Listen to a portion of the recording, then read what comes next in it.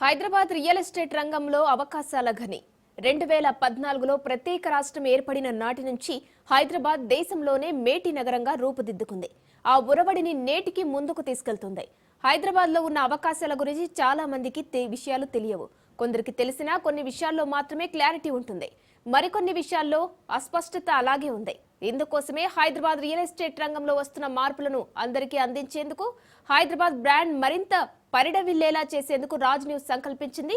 Hyderabad real estate summit 2025 ద్వారా ఔత్సాహికులకు స్వాగతం పలుకుతోంది.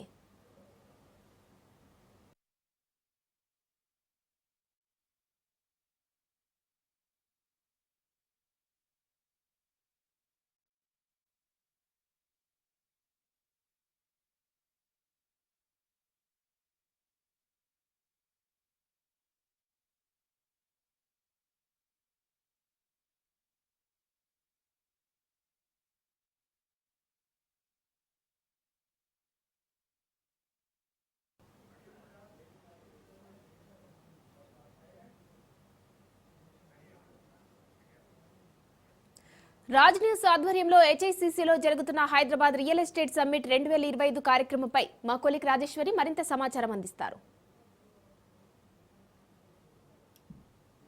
Right, thank you Uma. మొత్తానికి మీరు చెప్పినట్టుగానే హైదరాబాద్ అంటేనే ఒక అద్భుత నగరం. హైదరాబాద్ ఎన్నో అవకాశాలకు నెలవు.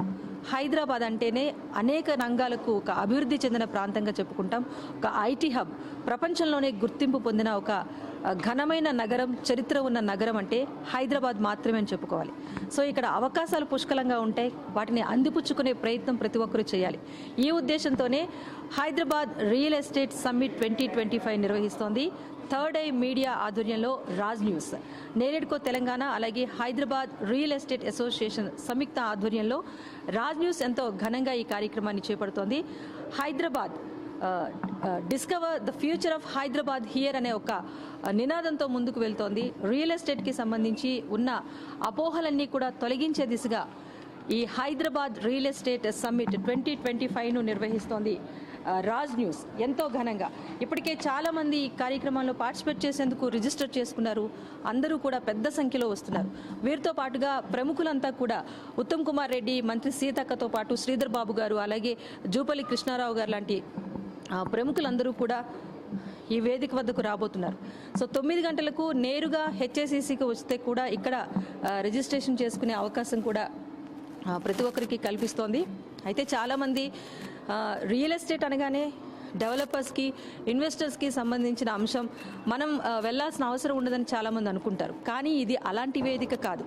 ఇప్పటి వరకు రియల్ ఎస్టేట్ సమ్మిట్స్ చాలా జరుగుండొచ్చు, కానీ వాటన్నింటికీ భిన్నంగా ప్రతి ఒక్కరికి హైదరాబాద్ నగరంలో రియల్ ఎస్టేట్ రంగానికి సంబంధించి ఎంత సమాచారాన్ని అందివ్వగలిగితే అంత సమాచారాన్ని, ఎంత షేర్ చేసుకోవాలి అనుకుంటే అంత ఒపీనియన్ షేరింగ్కి, ఎన్ని ఆపర్చునిటీస్ పొందాలి అనుకుంటే అన్ని ఆపర్చునిటీస్కి కూడా అవకాశం ఇవ్వాలి అనే ఒక సదుద్దేశంతో రాజ్ న్యూస్ ఎంతో ఘనంగా ఈ కార్యక్రమానికి శ్రీకారం చుట్టింది. మనం చూస్తున్నాం, వేదిక హెచ్ఐసిసి నోవాటల్లో వేదికను ఏర్పాటు చేసింది. హైదరాబాద్ రియల్ ఎస్టేట్ సమ్మిట్ 2025ను సక్సెస్ఫుల్గా ముందుకు తీసుకువెళ్లేందుకైతే third eye media house Raj news ప్రయత్నం చేస్తోంది. ఇప్పటికే చాలామంది డెవలపర్స్, ఇన్వెస్టర్స్, అలాగే policy makers, thought leaders, common people చాలామంది కూడా ఈ కార్యక్రమానికి సంబంధించి రిజిస్టర్ చేసుకున్నారు. ఇప్పుడిప్పుడే అంతా కూడా చేరుకుంటున్నారు. 9 గంటల నుంచి ఎవరైతే ఇప్పటి వరకు మన ఆల్రెడీ వెబ్సైట్ లింక్ కూడా ప్రొవైడ్ చేసాం, దాని ద్వారా ఎవరైతే రిజిస్టర్ చేసుకోలేదో వాళ్ళు నేరుగా ఇక్కడికి రావచ్చు. వేదిక వద్ద కూడా రిజిస్ట్రేషన్ చేసుకొని సమ్మిట్లో పాల్గొనే అవకాశం అయితే ఉంటుంది. మనం చూసుకుంటున్నాం, ఇక్కడ చాలామంది అనుకుంటారు రియల్ ఎస్టేట్ విషయానికి వస్తే హైదరాబాద్లో మరీ ముఖ్యంగా డెవలప్మెంట్ అనేది ఉంటుంది. సో ఇక్కడ ల్యాండ్స్ కొనుగోలు చేసినా, లేకపోతే అపార్ట్మెంట్స్ ఇన్ఫ్రాస్ట్రక్చర్ సంబంధించి వెళ్ళినా కూడా అందరికీ అటు డెవలపర్స్ కానివ్వండి, లేకపోతే బయర్స్ ఎవరైనా ఉంటాయి, వారికి కూడా చాలా అద్భుత అవకాశాలు ఉంటాయని అనుకుంటారు. కానీ ఆ ప్రాసెస్ ఎలా ఉంటుంది, ఎవరిని అప్రోచ్ అవ్వాలి, ఎలా ముందుకు తీసుకువెళ్ళాలి, ఇలా ప్రతి ఒక్కరికి సమస్యలు ఉంటాయి. సో హైదరాబాద్ నగరం అభివృద్ధి చెందుతోంది అంటే అభివృద్ధి చెందుతున్న ప్రాంతంలో అడ్డంకులు కూడా అదే స్థాయిలో ఉంటాయి, అవరోధాలు ఉంటాయి. వాటన్నింటినీ పూర్తి స్థాయిలో అధిగమించి ఒక సక్సెస్ఫుల్గా రియల్ ఎస్టేట్ రంగాన్ని ముందుకు తీసుకువెళ్లేందుకైతే ఒక గొప్ప ప్రయత్నం జరుగుతోంది. దానికి వేదిక Raj news third eye media house కల్పిస్తున్న ఈ హైదరాబాద్ రియల్ ఎస్టేట్ సమ్మిట్ 2025 అని చెప్పక తప్పదు. ఎందుకంటే ప్రభుత్వ ఆలోచనలు ఒకలా ఉంటాయి, ప్రైవేటు విధానాలు ఒకలా ఉంటాయి. వాటన్నింటికి సంబంధించి కూడా ఒక ఫుల్ క్లారిటీ అనేది ఇక్కడ లభిస్తుంది అంటంలో అసలు సందేహమే లేదు. అయితే హైదరాబాద్ విషయానికి వస్తే ఇంకా ఫ్యూచర్లో రియల్ ఎస్టేట్ ఎలా ఉండబోతోంది? రియల్ ఎస్టేట్ అనేది ఎందుకంటే ఎప్పుడు కూడా ఒడిదుడుకులు ఎక్కువగా ఉండే రంగం. సో ఇందులో ఇన్వెస్ట్ చేస్తే పూర్తి స్థాయిలో ప్రాఫిట్స్ ఉంటాయా లేదా? ఎందుకంటే ఎంతో మంది జీవితాలు, ఎన్నో కంపెనీస్కి సంబంధించిన అంశం, వాటి భవిష్యత్తు ఎలా ఉంటుంది అనే ఒక కన్ఫ్యూజన్ అయితే ఉంటుంది. సో ఉన్న సందేహాలను నివృత్తి చేసుకోవడానికి కూడా ఒక అవకాశం ఉండదు. ఎవరి పరిధి మేరకు వాళ్ళు ఆయా ఆఫీసర్స్ని కాంటాక్ట్ అవ్వటం, వాటికి సంబంధించి రియల్ ఎస్టేట్ కంపెనీస్ని కాంటాక్ట్ అవ్వడంతో కొంత ఇన్ఫర్మేషన్ తెలుసుకునే అవకాశం వాళ్ళకు ఉంటుంది. కానీ అలా కాకుండా కమింగ్ ఫ్యూచర్కి సంబంధించి ఒక ఎరా క్రియేట్ చేయడం కోసం, ఒక షేపింగ్ కోసం ఇది ఒక పెద్ద గేట్వే అని కూడా మనం చెప్పొచ్చు. పర్టికులర్గా చూసుకుంటే ఎవరైతే డెవలపర్స్ అటెండ్ అవుతారో వాళ్ళకి సంబంధించి ఒక రియల్ ట్రెండ్స్ తెలుసుకునే అవకాశం ఉంటుంది. ఇక పాలసీ మేకర్స్తో చూసుకుంటే కనుక పాలసీ మేకర్స్తో కనెక్ట్ అవ్వడానికి డెవలపర్స్కి ఇది ఒక యూజ్ఫుల్ వేదిక అని చెప్పుకోవచ్చు. ఇక గ్రోత్ ఆపర్చునిటీస్ పొందడానికి కూడా డెవలపర్స్కి ఈ సమ్మిట్ అనేది ఎంతగానో ఉపయోగపడుతుంది అంటలో సందేహమే లేదు.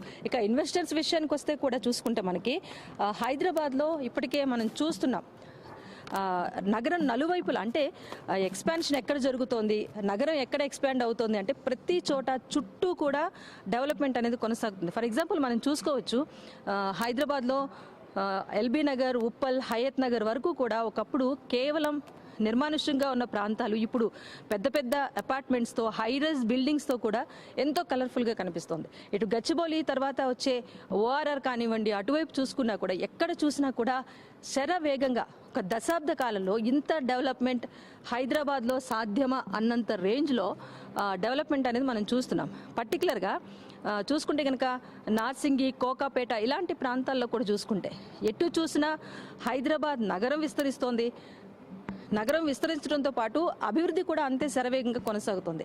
అలాంటప్పుడు ఒక కీలకమైన హాట్స్పాట్స్ ఏంటి డెవలప్మెంట్కి సంబంధించి, ఎలాంటి ప్లేసెస్లో పర్చేజెస్ చేస్తే కనుక ప్రాఫిట్స్ అనేవి గెయిన్ చేయొచ్చు, వీటికి సంబంధించి పూర్తి స్ట్రాటజీస్ తెలుసుకోవడానికి ఇన్వెస్టర్స్ కూడా ఇదొక యూజ్ఫుల్ సమ్మిట్ అని చెప్పాలి. ఇక పాలసీ మేకర్స్ విషయానికి వస్తే కూడా ఇండస్ట్రీ లీడర్స్ అందరూ కూడా పార్టిసిపేట్ చేస్తున్నారు కనుక వారితో అలైన్ అవ్వడానికి వీళ్ళకి ఒక అవకాశం అయితే ఉంటుంది.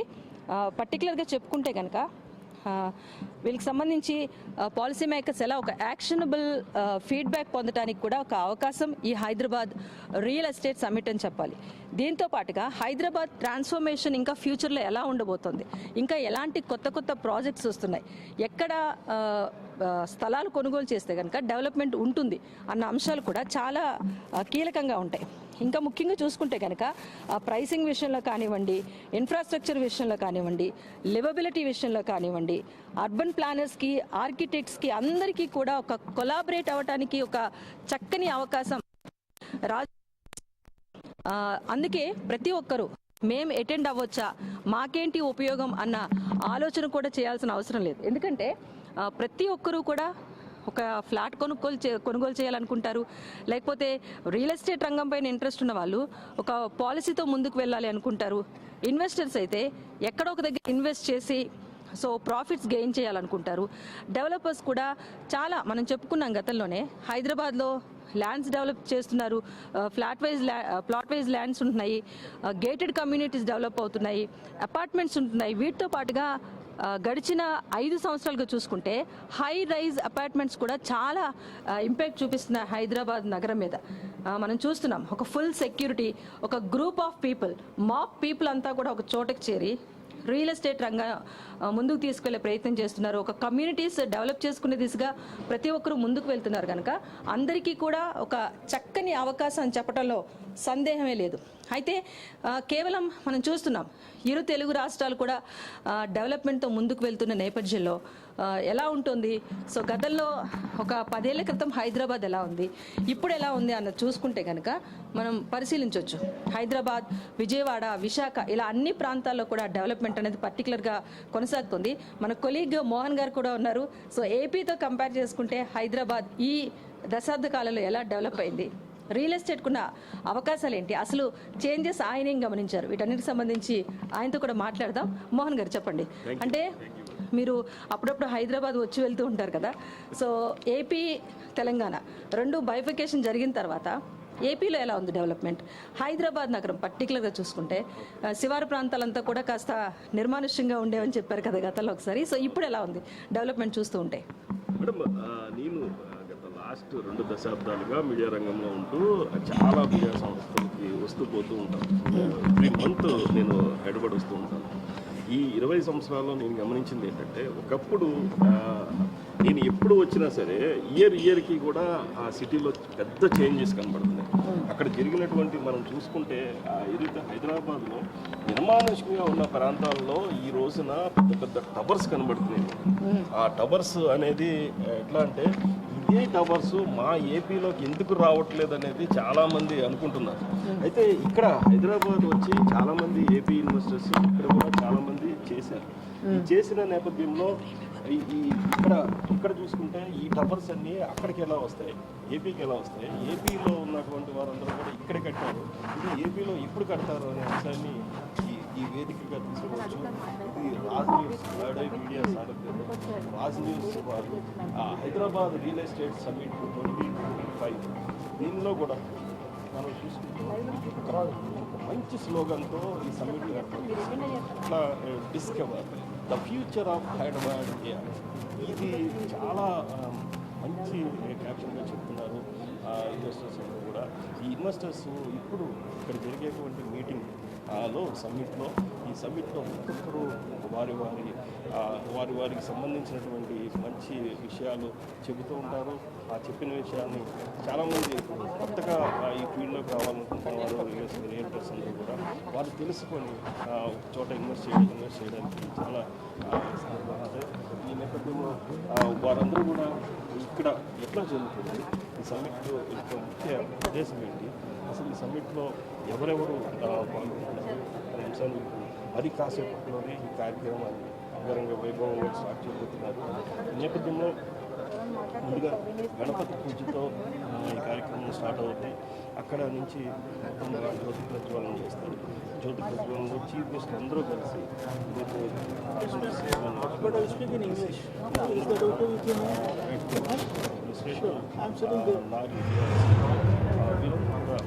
మొత్తం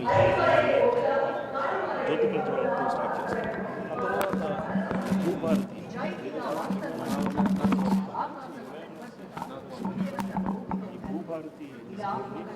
నవీన్ మిట్టల్